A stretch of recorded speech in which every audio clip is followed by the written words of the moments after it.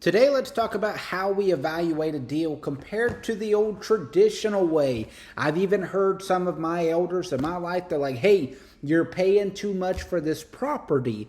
And then after I purchase it, because I used a strategic method to purchase it, they're like, wow, what a great deal. I wish I'd seen it like that. And so they get into this analysis paralysis kind of thing to where they overthink something and then they never do anything at all. So let's get into it.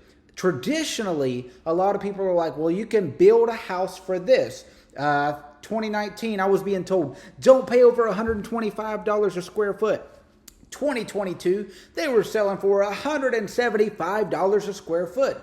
I even had a realtor tell me in 2020, probably January 2020 actually, he was like, I don't know why anybody would pay you $125 a square foot for your house. You can build them for $125 a square foot at your house, right? So everybody knows everything, right? But this is where they're not good at it. When it comes to real estate investing for rental properties, which is what I primarily invest in, you can't look at it by square foot. That's not your goal. You are looking at ROI.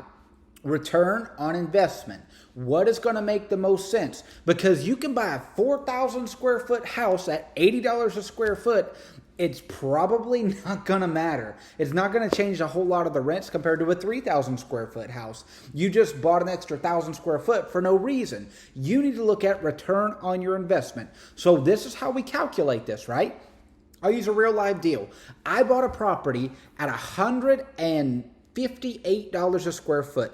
Even the person renting from me now says, you overpaid for this property, right? Everybody says that. Well, that's totally fine. The house looked good. It had curb appeal, and it was $200. I ended up getting it. It was $210 with $5,000 credit back, so $205.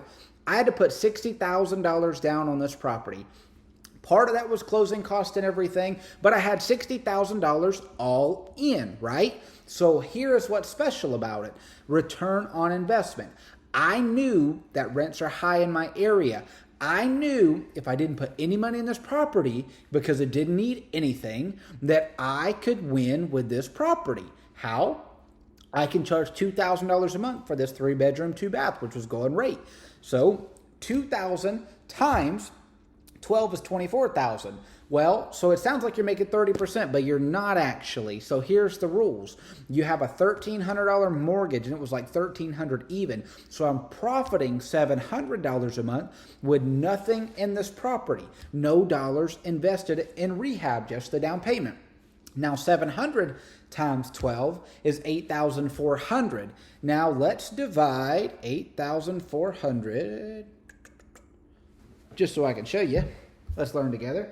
8,400 divided by 60,000 down is a 14% rate of return. Let's say I took 3,600 off of it. 8,400 minus 3,600 equals, divided by 60,000 is an 8% rate of return. Still good. So win or lose, I'm like, I overpay for the property. So what? The rate of return is good on the property.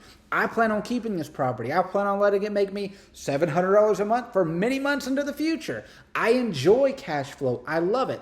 And it's a great thing. You can't judge a book by its cover. You can't say, oh, well, it costs too much. You've got to look at what are your dollars making. Are they making more dollars? So they're paying down principal over time.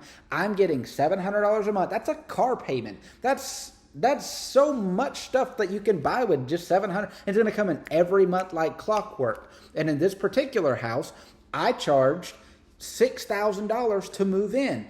I need first month, second month, and third month. I waived the security deposit if you'll pay me $6,000 up front. That gave me cash up front to be able to fix up anything if needed because I was not sure. Now, later on, we did find out that this house needed to be put on a well, a deep water well actually, and where I'm at, that's expensive, so you're going to have mistakes, and this was the first mistake I made, and it still didn't crush me because the cash flow was good. So I had to take out a loan for $15,000, which is a payment of $300 a month. So remember when I said minus $300 a month? So with a brand new well on the property, making the property more valuable, I'm still making 8% APY on my money. And as soon as the loan is paid off, which we're going to pay it off early because this is just fun cash for me, I don't need it right now. I'm still making plenty of income at my job. We go right back up to the 14% APY return. And so that's kind of how real estate works. I'm making 14% on my money of every dollar that I make every year.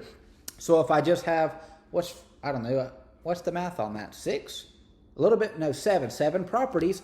I literally, at 14%, I have my $60,000 a year coming in. Like, that's crazy. That's amazing. That's a blessing. And that's the beauty in real estate. You can replace your income by leverage. And you're like, Preston, I don't have 60,000. That's totally cool. Not everybody's got 60,000. But if you've got 10,000 and you want to do a deal with me and you want to learn how to do real estate, you want to invest in rental property, you want a check coming in every single month, message me, leave a comment below. Tell me what you think. Reach out to me on social media at Preston Googe on Instagram and Facebook. I don't really get on. I'm not a Snapchat guy. I'm not on there. Not my style. So shoot me a message. Let's talk about it. Let's learn about money. Let's learn about investing. If you're ready to grow your income every single month, if you want some cash flow, talk to me a little bit and let's do some business. I'll manage the property, walk you through it, teach you how to find a deal, tell you if it's a good deal, tell you if it makes sense, hold your hand through it, and split the profit. Let's do some business.